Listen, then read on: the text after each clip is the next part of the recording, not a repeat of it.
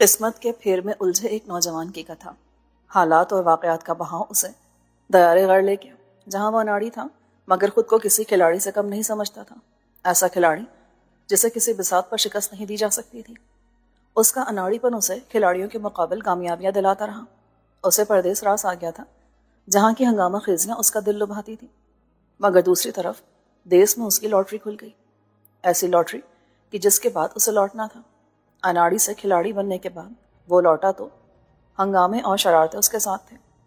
قدم قدم پر آنسو اور لمحہ لمحہ قہقہوں سے لبریز اس اناڑی کی کہانی جس کا دل دو حصوں میں منقسم تھا۔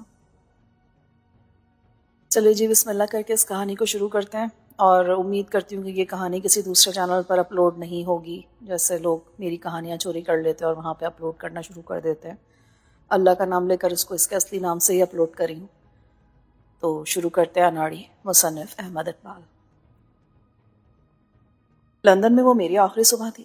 اپنے بیڈ روم کی کھڑکی کے پردے ہٹا کر میں نے باہر کی دنیا کو دیکھا تو صبح مجھے اداس لگی۔ غمزدہ سورج نے بادل کی نقاب میں چہرہ چھپا رکھا تھا۔ بارش کے قطرے آسمان سے ٹپکنے والے آنسو بن گئے تھے۔ سارا لندن گویا سوگ میں ڈوبا ہوا تھا، کیونکہ اس بار میں واقعی واپس جا رہا تھا، مجھے جانا پڑ رہا تھا۔ میں نے کافی بنانے کے لیے کیتلی کا پلگ لگاتے ہوئے آہ بھری۔ اگر آج میرے احساس میں کوئی الوداعی تقریب ہوتی، لندن کے شہری مجھے سپاس نامہ پیش کرتے کہ 6 سال قیام کر فرما کر آپ نے ہماری 7 پشتوں پر احسان کیا۔ برطانوی اخبارات اداریوں میں مجھے خراج تحسین پیش کرتے، بکنگھم پیلس پر پرچم سرنگوں ہوتا، مگر یہاں تو کسی کو پرواہ ہی نہیں تھی۔ کافی ختم ہونے تک قنوطیت کے جذبات کا یہ ریلا گزر گیا تو میں نے خود کو قائل کرنے کے لیے اپنی مراجعت کے مثبت پہلوؤں پر غور کیا۔ مجھے تو خوش ہونا چاہیے کہ میری جلا وطنی کا زمانہ ختم ہوا۔ میں پاکستان جا رہا ہوں، جو میرا وطن ہے، جہاں میرا گھر ہے اور میرے والدین ہیں اور وہ سب ہیں جو مجھ سے چاہت کا رشتہ رکھتے ہیں۔ لعنت اس گوری چمڑی کے تاروں کے دیس پر جہاں نسلی تعصب ہے اور منافرت ہے۔ اپنے مستقبل سے نا امیدی کیوں؟ زندگی کے سفر میں بہت سی خوشیاں اور کامرانیاں بھی آئیں گی، مگر خوشی پر مجھے اختیار حاصل نہ تھا۔ یہ 6 سال کیسے پلک جھپکتے گزر گئے، میں نے ٹھنڈی سانس لے کر سوچا۔ بے فکری اور آزادی کے کیسے ہنگامہ پرور شب و روز تھے۔ کیا خوبصورت اور خوابصورت زمانہ تھا۔ حسن و رعنائی اور کیف و طرب کے کیسے کیسے عنواں تھے۔ مایوسی کے تاریک پردے پر عہد رفتہ کا ہر شوخ لمحہ، ہر نظر نواز چہرہ اور ہر یاد کا رنگین نقش کسی تصویر کی طرح روشن ہوتا تھا اور اپنی آخری جھلک دکھا کے رخصت طلب کرتا تھا کہ رفیق صاحب، یہاں کتاب زندگی کا ایک دلچسپ باب ختم ہوا۔ دروازے پر دستک ہوئی اور جوزف اندر آ گیا۔ پاکستان میں وہ محمد یوسف صدیقی تھا۔ جب ہم نے ایک ساتھ اعلیٰ تعلیم حاصل کرنے کے بہانے پاکستان سے روانگی اختیار کی تو وہ ایم وائی صدیقی ہو گیا تھا، مگر امریکہ میں اسے جوزف بنا دیا گیا تو اس نے قطعی اعتراض نہ کیا۔ اس نے اپنی بھیگی ہوئی برساتی اتار کر بڑی بدتمیزی کے ساتھ صوفے پر ڈالی اور اوور کوٹ کو بیڈ پر پھینکنے کے بعد اس نے ہیٹر کے سامنے ہاتھوں کو گھماتے ہوئے کہا، اوفی کے پتر، کیا حال ہے تیرا؟ تو نیو یارک سے کب آیا؟ بس ابھی ایئرپورٹ سے سیدھا آ رہا ہوں، سوچا تیرے جنازے کو ایئرپورٹ تک کندھا دے دوں۔ تیری صورت سے تو واقعی لگتا کہ تجھ پر نزا کا عالم طاری ہے۔ ایسی کوئی بات نہیں، بس مجھے رات بھر نیند نہیں آئی۔ اس نے ہمدردی سے میرے کندھے پر ہاتھ رکھا۔ او یار، ابھی وقت ہے، ہمت سے کام لے اور خودکشی کر لے میرے سامنے۔ بکواس مت کر، یہ بتا ناشتہ کیا تو نے؟ یار کیا تو تھا، مگر میں اسے بھول جاتا ہوں۔ تیرے ساتھ الوداع ناشتہ کرنا میری اخلاقی ذمہ داری ہے، میں نے تیری خالہ سے بھی کہہ دیا تھا۔ خالہ وہ مارتھا کو کہتا تھا جو میری لینڈ لیڈی تھی۔ جب ہم نیچے پہنچے تو وہ موجود نہ تھی، باقی لوگ بھی اپنے اپنے کام سے جا چکے تھے۔ ناشتہ مجھے خود بنانا پڑا۔ کل سے تیری پھر وہی زندگی ہوگی۔ یوسف ایک اسٹول پر بیٹھ گیا۔ زندگی میرے لیے وہ عمر قید کی باقی سزا ہے، اور ایسا صرف اس لیے کہ تو بزدل ہے، تجھ میں ہمت نہیں کچھ کرنے کی۔ میں نے انڈے پر وار کرنے سے پہلے چھری کو شمشیر آبدار کی طرح لہرایا۔ تو یار میں کیا کروں؟ پھر وہی فضول سوال۔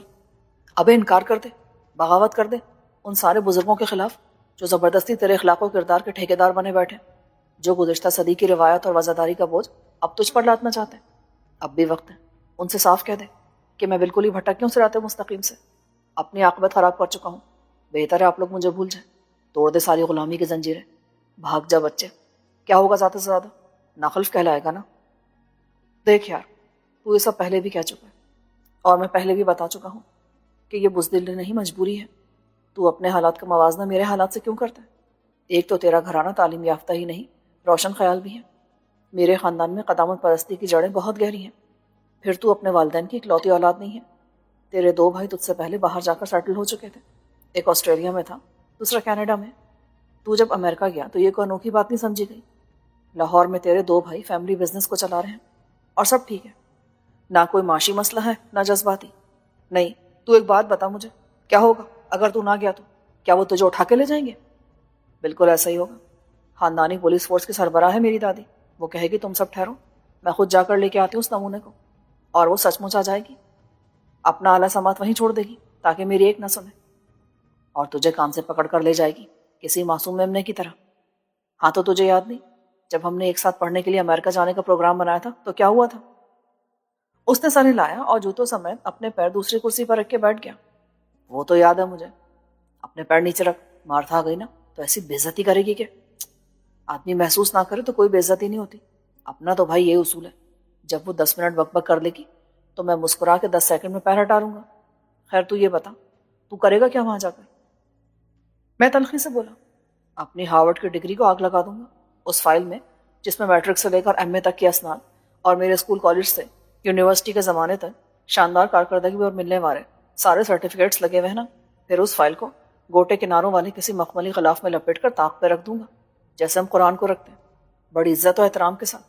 مگر عملی زندگی مجھ سے کوئی فائدہ نہیں اٹھاتے، نہ دنیا میں نہ آخرت میں. ارے اچانک ایسی کیا بات ہو گئی؟ پتہ نہیں یار، جب انہوں نے مجھے پڑھنے کے لیے امریکہ بھیجا تھا تو میرے سامنے کچھ اور مقاصد تھے. اگر وہ مجبور نہ کرتے تو میری ہر دلیل رائے گا جاتی. اس وقت مجھے اور میرے مستقبل کو محفوظ بنانے کا انہیں کوئی راستہ نظر نہیں آیا، اس لیے وہ مان گئے تھے. تعلیم مکمل کرنے کے بعد جب میں نے انہیں بتایا کہ مجھے لندن سے بڑی اچھی آفر ملی ہے تو انہوں نے کہا بھائی اس بارے میں صحیح فیصلہ تم خود کر سکتے ہو. یہ بات تجھ سے بہتر کون جاتا ہے کہ امریکہ چھوڑ کر میں لندن کیوں آیا تھا جبکہ مواقع وہاں زیادہ اچھے تھے. مگر فریال یہاں تھی نا، تیرے فیصلے میں دماغ کو نہیں دل کو فوقیت حاصل تھی پیارے. اس وقت ابا کے خیالات کچھ اور تھے. وہ بھی تسلیم کرتے تھے کہ پاکستان میں ترقی کے مواقع بہت محدود ہیں. بڑے بڑے قابل لوگ اس کرپٹ نظام میں ترقی کا مطلب سمجھ لیتے ہیں دولت مندی اور کام صرف ایک قابل عزت مانے جاتا ہے پیسے کمانا، اور پیسے کا اخلاقیات سے کوئی تعلق نہیں رہا. اس لیے بہتر ہے کہ جہاں قابلیت کی قدر کے مطابق پیسہ ملے وہیں کام کرو. تو پھر اب کیوں ان کے نظریات بدل گئے؟ ایسا ہی ہے یار، پتہ نہیں وہ کیا سوچ رہا ہے میرے لیے. وہ یار اچھا ہی سوچ رہے ہوں گے، کیا پتا وہ تجھے سیاسی لیڈر بنانا چاہتے. بہت جلد وہ وقت آنے والا ہے دوست کہ وزیر اعظم کے عہدے کے لیے امیدوار نہیں ملے گا جس سے کہا جائے گا وہ ہاتھ جوڑے گا کہ مجھے تو معاف کرو، اللہ نے سب کچھ دے رکھا ہے، اپنی عزت اور جان و مال کو داؤ پر لگانے کی کیا ضرورت ہے مجھے؟ تیرا کیا اندازہ آخر؟ وہ ایک شاندار مستقبل کے بجائے مجھے شاندار ماضی کی طرف لے جانا چاہتے ہیں. ابے تیرا کون سا شاندار ماضی تھا؟ خاندان غلامہ کے ہونہار سپوت، آبا و اجداد سب انگریز کے غلام تھے اور جورو کے غلام بھی تھے. یہ تو نے خود بتایا کئی بار. او یار ہماری خاندانی تاریخ بدل گئی ہے.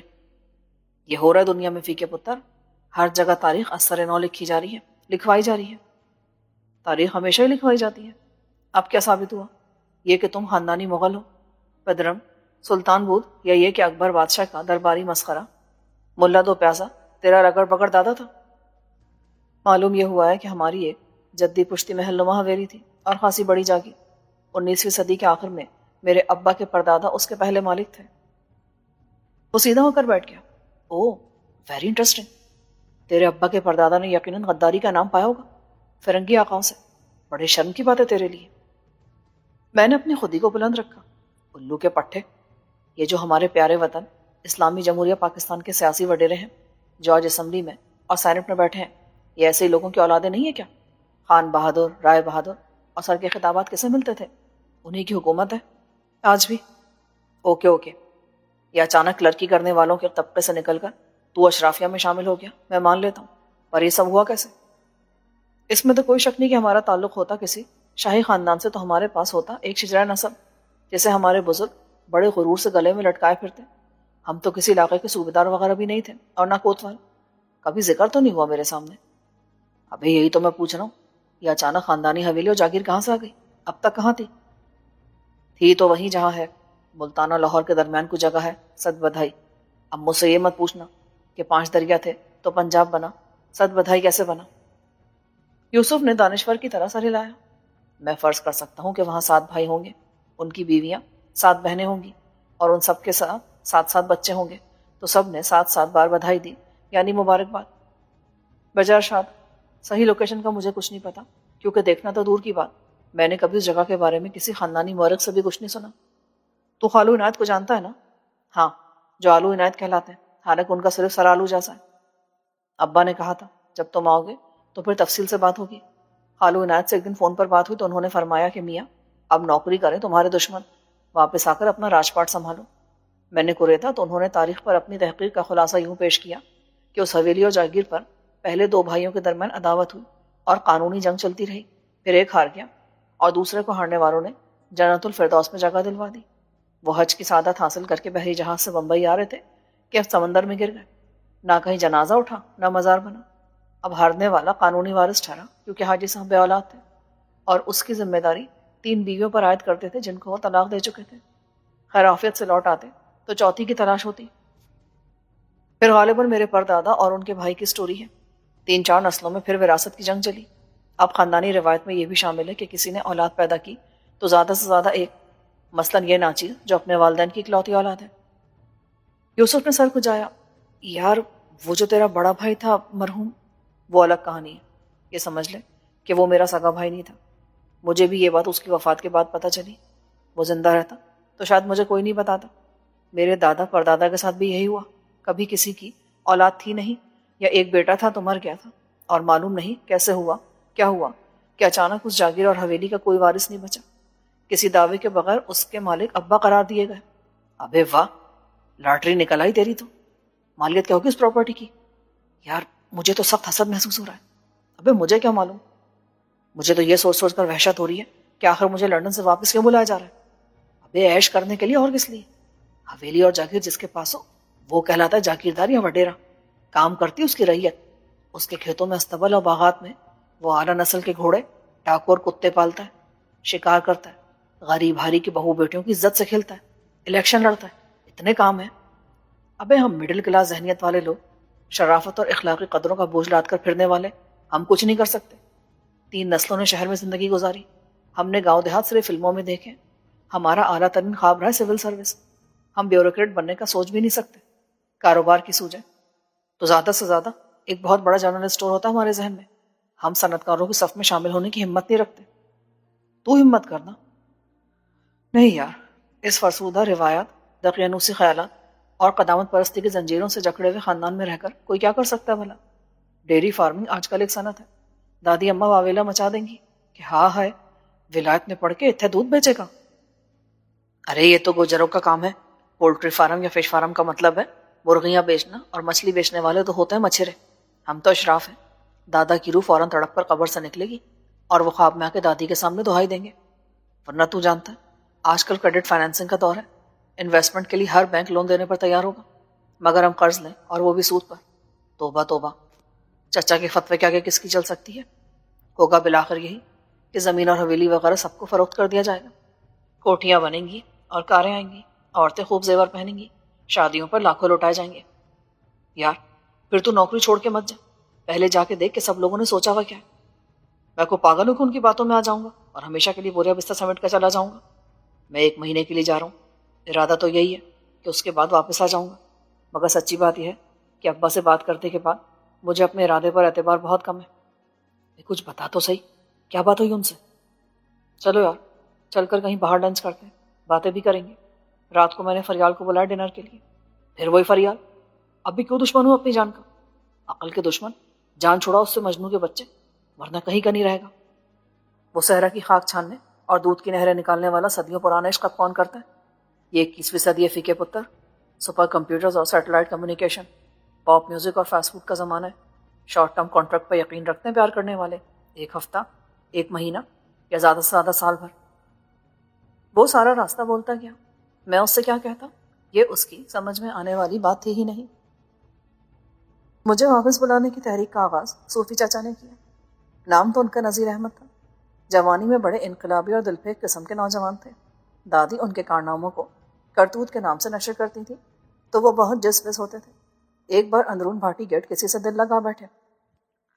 کچھ دن چوری چھپے پیار کا کھیل چلا، کچھ خط و کتابت بھی ہوئی، پھر راز فاش ہو گیا اور ظالم سماج کی دیوار بیچ میں آ گئی۔ ملاقات تو کیا، اس کی دید کو بھی ترس گئے تو عین اس کے گھر کے سامنے والے گھر میں کسی سے دوستی کی۔ پرانے شہر کی پتلی پتلی گلیاں تھیں، اوپر چوبارے اتنے آگے بڑھے ہوئے تھے کہ درمیانی فاصلہ 6-8 فٹ اور کہیں اس سے بھی کم رہ جاتا تھا۔ انہوں نے تیسری منزل کی کھڑکی سے براہ راست محبوبہ دلنواز کی خوابگاہ تک فلائی اوور بنانے کا سوچا۔ 10 فٹ لمبا اور 2 فٹ چوڑا تختہ اپنی کھڑکی سے سامنے والی کھڑکی تک لگایا۔ تختہ دونوں طرف کی چوکھٹ پر بڑی مہارت سے سیٹ کیا، سرکس کے بازیگر کی طرح جان ہتھیلی پر رکھ کر اس پولیس رات پر سے گزرے اور رات کے آخری پہر میں شادماں و کامرہ لوٹ آئے۔ جہاں چاہ ہے وہاں راہ ہے۔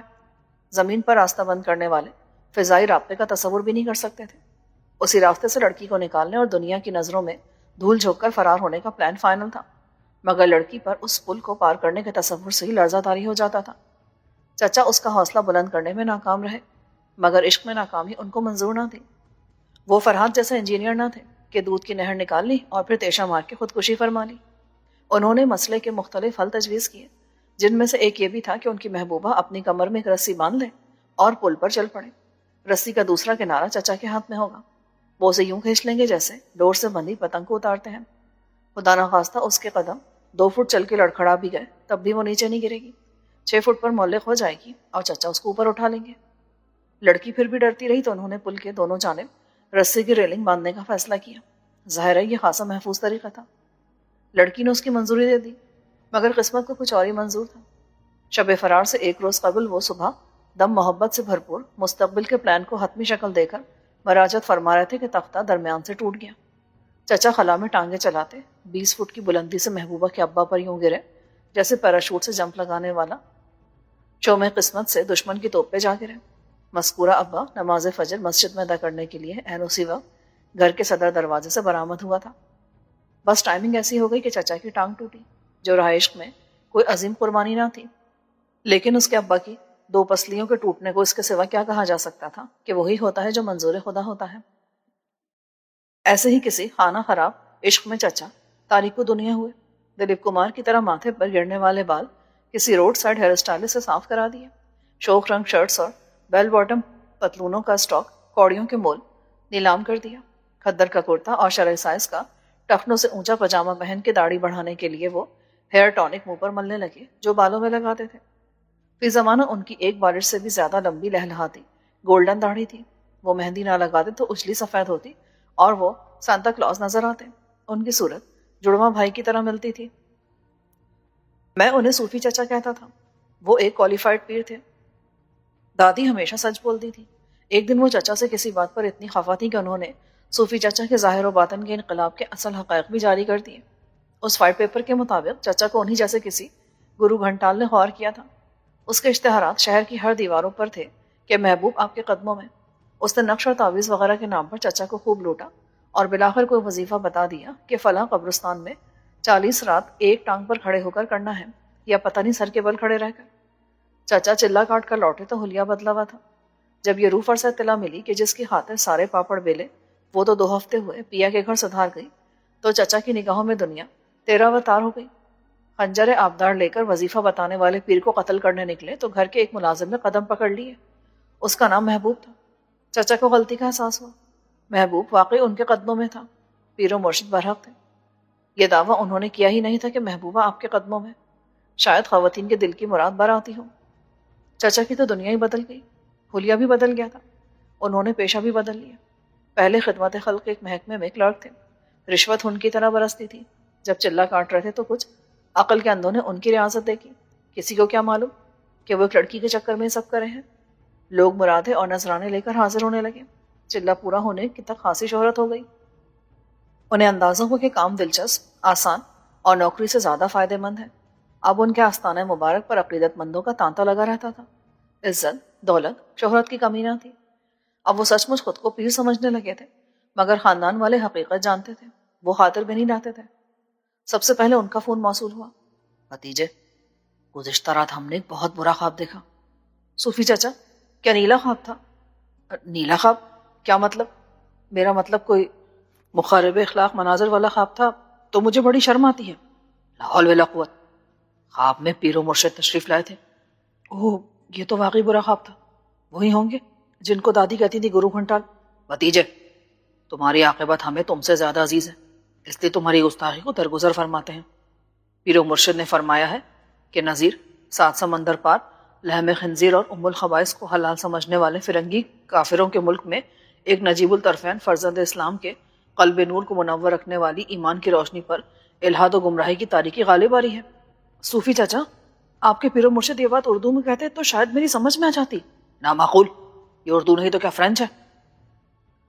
اس کے بعد انہوں نے سخت تشویش کے ساتھ تفتیش کی اور مجھ سے بیان حلفی لیا کہ میں روم میں وہ سب نہیں کرتا جو رومن کرتے ہیں، اور میں نے ہمیشہ کی طرح انہیں یقین دلایا کہ میں بڑی استقامت کے ساتھ صراط مستقیم پر چل رہا ہوں، ایسی گائے بکری بلکہ مرغی تک سے پرہیز کرتا ہوں جس کا کردار مشکوک ہو اور یہ پتہ چل جائے کہ ایک بھی فارم پر کسی خنزیر سے دوستی رکھتی تھی۔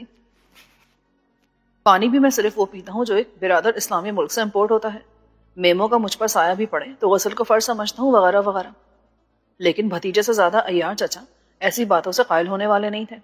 برخوردار، عقل مند کو اشارہ کافی ہوتا ہے۔ ہم سمجھ گئے ہیں کہ پیر و مرشد کا اشارہ کیا تھا۔ تم کو فوراً لوٹ کر پاکستان آ جانا چاہیے، ورنہ کسی مشکل میں پڑ جاؤ گے جس سے دنیا آخرت میں تمہاری اور ہماری رسوائی کے سوا کچھ حاصل نہیں ہوگا۔ صوفی چچا، وہاں آ کے میں کروں گا کیا؟ آپ کی طرح پیر بن جاؤں؟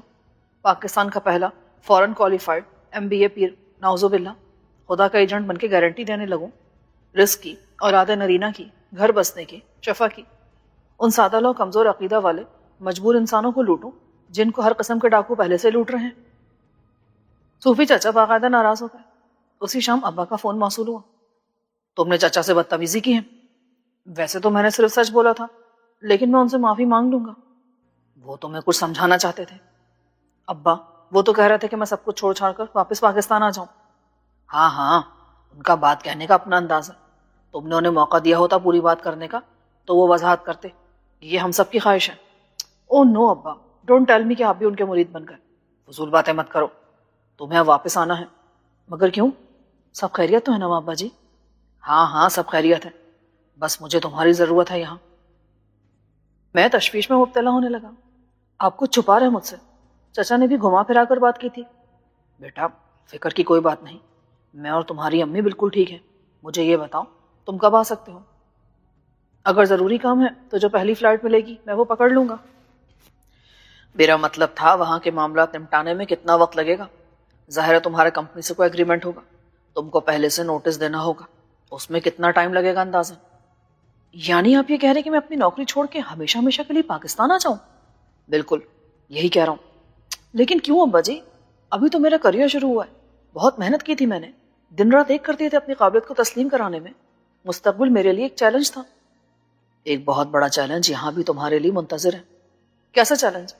آپ نے خود ہی کہا تھا کہ پاکستان میں ترقی کے مواقع نہیں ہیں، اچھی جابس نہیں ہیں۔ اس وقت حالات مختلف تھے، یہاں میں پاکستان کے حالات سے زیادہ باخبر ہوں۔ میری معلومات کے مطابق حالات بہتری کی طرف نہیں جا رہے۔ کرپشن، سیاسی عدم استحکام اور اداروں کی تباہی کی وجہ سے سرمایہ کاری رک گئی ہے، بے روزگاری بڑھ گئی ہے۔ دیکھو، میں اس بحث میں نہیں پڑنا چاہتا۔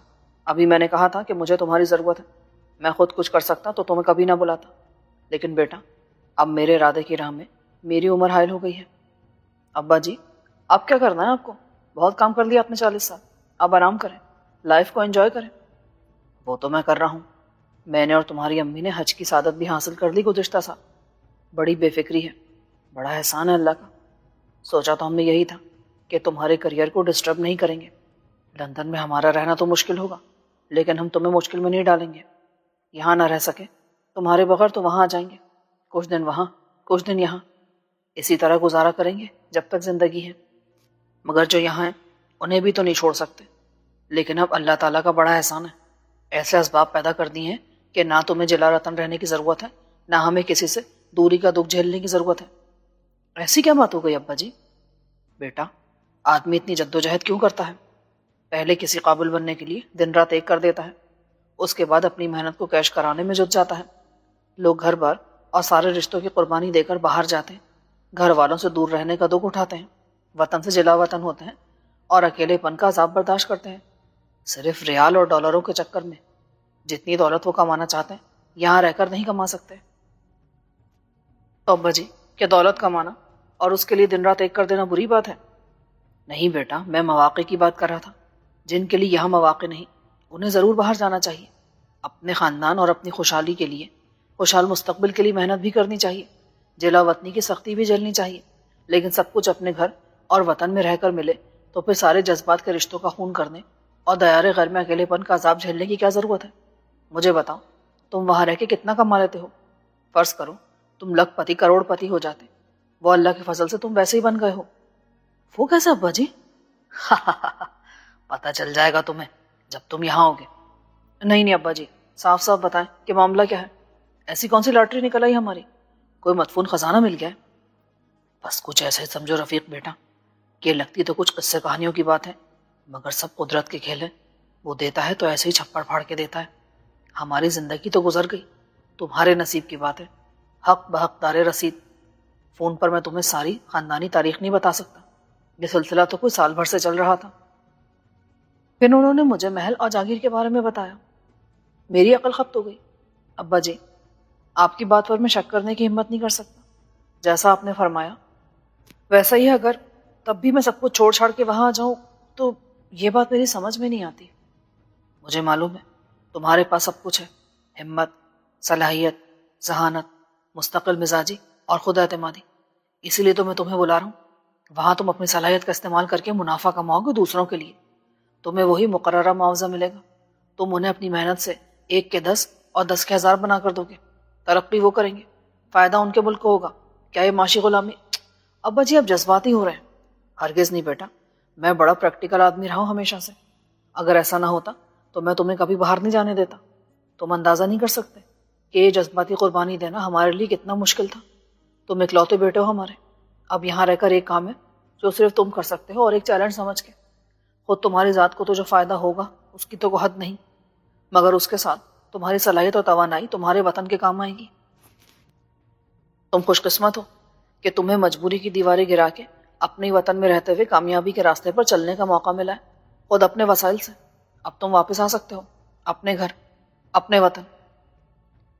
میں ان کی باتیں سنتا رہا کیونکہ وہ میری سننے کے موڈ میں نہیں تھے. جب بالآخر ان کو احساس ہوا کہ وہ صرف فونز کے ریسیور سے باتیں کر رہے ہیں تو وہ اچانک خاموش ہو گئے.